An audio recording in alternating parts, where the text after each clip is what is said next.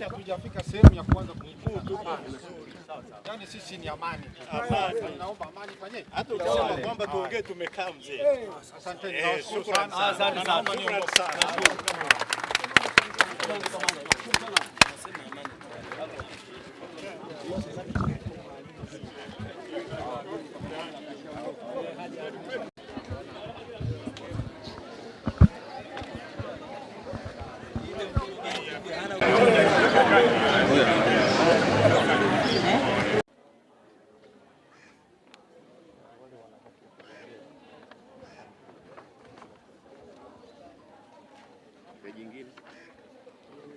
Mwingine Hapa kufungua kwa nyingine. fungu hii ya mwisho ni sawa.